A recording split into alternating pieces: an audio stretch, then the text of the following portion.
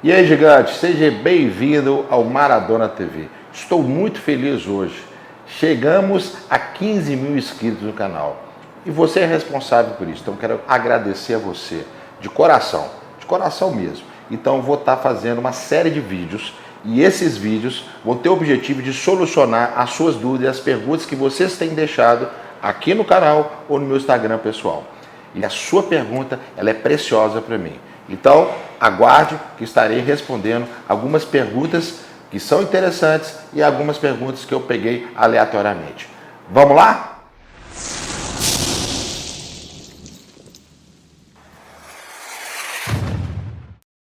Pergunta do Wilker Martins, que é residente de Belém, 20 anos e acadêmico de nutrição. Vou estar lendo aqui para vocês e vou responder essa dúvida. Se você tem facilidade de acumular gordura, mas ao mesmo tempo tem facilidade de ganhar massa muscular, é interessante você tirar um pouco do carboidrato para compensar com gorduras boas? Uma boa pergunta. E você tem que entender que tem pessoas que têm uma boa tolerância ao carboidrato e pessoas que têm pouca tolerância ao carboidrato. Então tem uma quantidade de carboidrato ideal que vão gerar uma resposta hormonal e metabólica do seu organismo mais eficiente. Ponto. Se você tem pouca tolerância, o pouco carboidrato você já consegue alcançar essa boa otimização, essa boa resposta do seu corpo, então não é necessidade de você colocar muito carboidrato. O excesso de carboidrato pode ser, às vezes, um inimigo para o nosso processo de hipertrofia. Em vez de ter um anabolismo, vai gerar um aumento da insulina, essa insulina desvia da parte hormonal e até supressão de algumas vísceras, principalmente da tireoide, de da testosterona, etc. Então, em vez de ajudar, pode piorar e pior ainda, vai aumentar seu percentual de gordura. Então, para quem tem pouca tolerância, seria interessante. Mas, ao mesmo tempo, a gente sabe que para ter hipertrofia, você vai ter que gastar um pouco mais do que gasta. Você tem a taxa metabólica basal que você gasta para manter o seu corpo em repouso vivo. Mas as atividades físicas, né, como a parte de aeróbico, a parte de treino de musculação, são as atividades extras. E isso tudo somado, a gente chama como taxa total metabólica. Então, se você tem um gasto metabólico basal de 2.000, gasta mais ou menos com treinos, mais 500, tem 2.500. Hoje a literatura, ela fala para você ter um processo de hipertrofia, você tem que colocar 10% a mais do que você necessita. Então, se você está tendo uma taxa total metabólica de 3.000 quilocalorias, você tem que estar ingerindo 3.300 calorias no mínimo para você gerar um processo hipertrófico. Só que às vezes a gente não consegue aumentar muito o carboidrato para dar as calorias diárias. Então a gente vai aumentar os outros macronutrientes para que o aporte calórico venha suprir a sua necessidade. Então, Wilker, essa é a dica do gigante. Pergunta do Felipe Santos de Curitiba. Qual a sua opinião sobre cardios em off-season?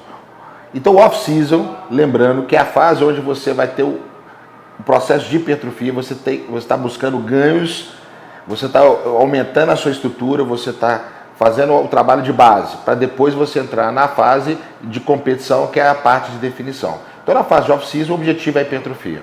Então, tudo que vai contra a hipertrofia vai ser um atraso, vai ser um estímulo negativo.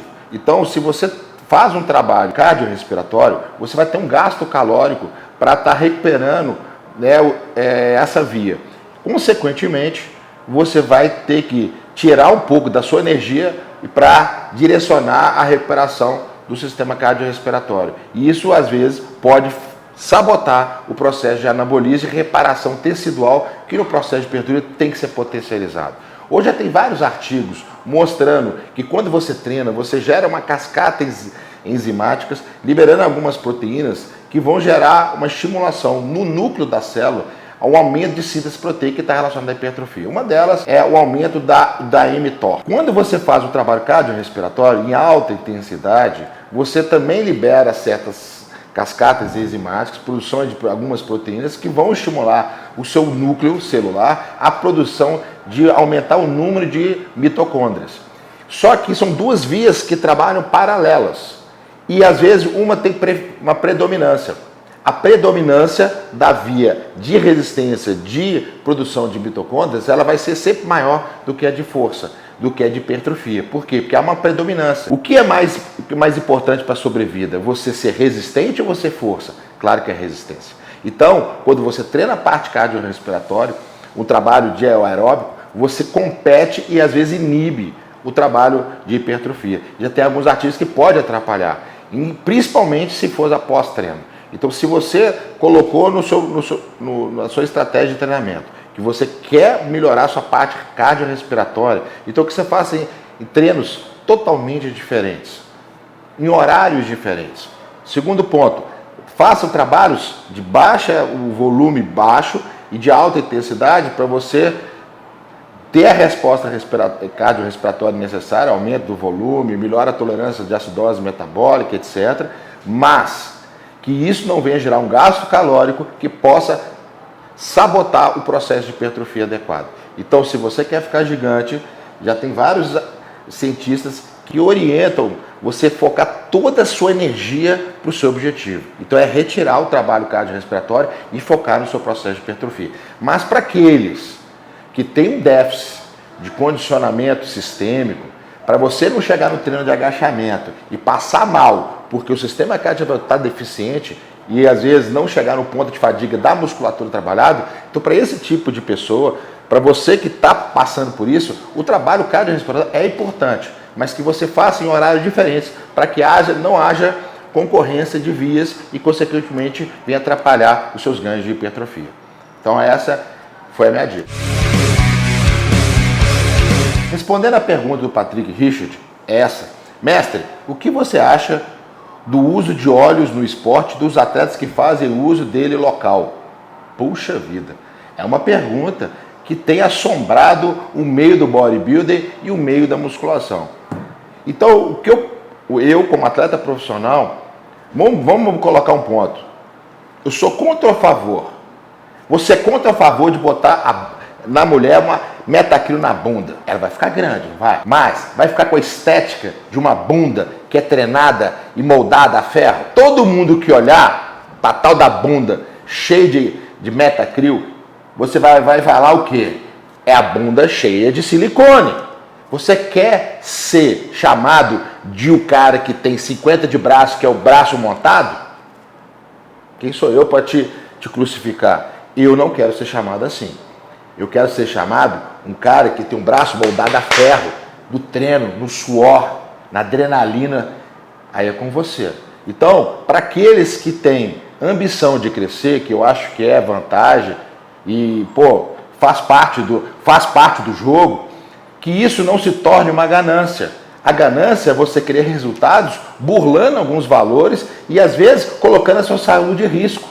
Colocar óleo no seu músculo, cara, a chance de você ter uma lesão, de ter um abscesso e até amputamento do seu braço, ou do seu segmento, ou da parte muscular que você aplicou, ela é muito grande. Não coloque o seu corpo em risco, pelo amor de Deus. Em vez de você simplesmente querer resultados muito rápidos, entenda que o caminho é árduo. A bodybuilder não é uma corrida de 100 metros. E sim, uma maratona, é um processo, tem que caminhar, é treino em cima de treino, e tem que ter paciência. E só ficam os fortes, que tem superação, que tem perseverança. Eu fui assim, eu fui criado assim.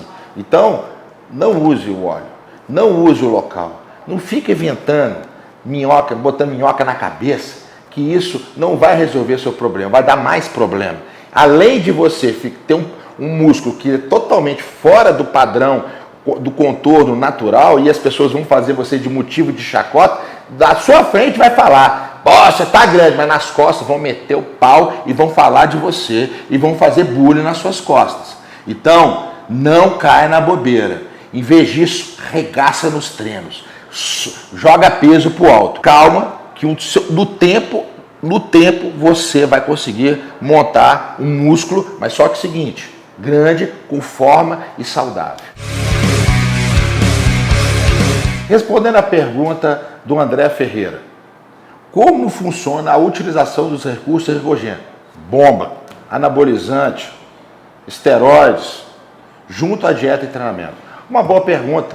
Eu não sou hipócrita, Entende? Eu não estou aqui para chegar e fingir que isso não existe no nosso meio. Existe sim. Orienta vocês a ter um profissional, né, que tenha um comprometimento com a sua saúde, que tenha estudado e te dê o suporte, a segurança para você utilizar os recursos ergogênicos para você alcançar as suas metas de uma forma mais rápida e eficaz, mas com segurança.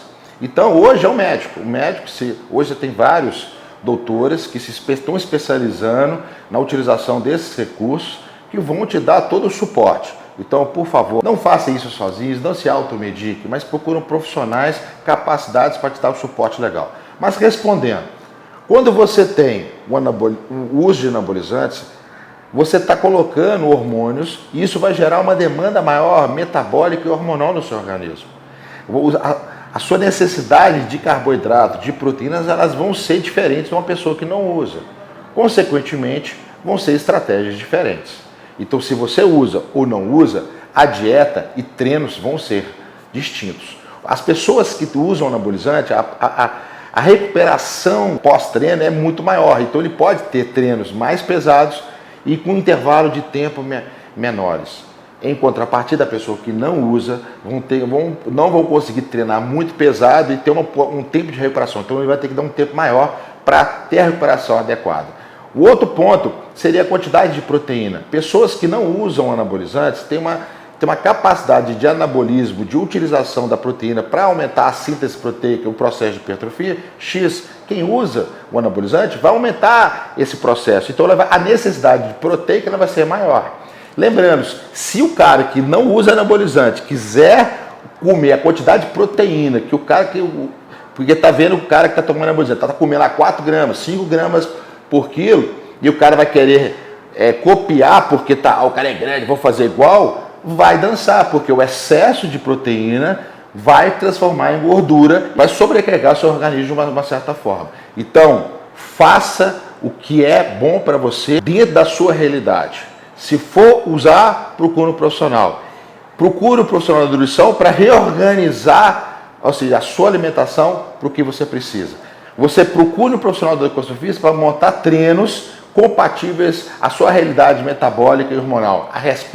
Para que a sua resposta ela seja maximizada e dentro de um grau de segurança. Essa é a dica do gigante.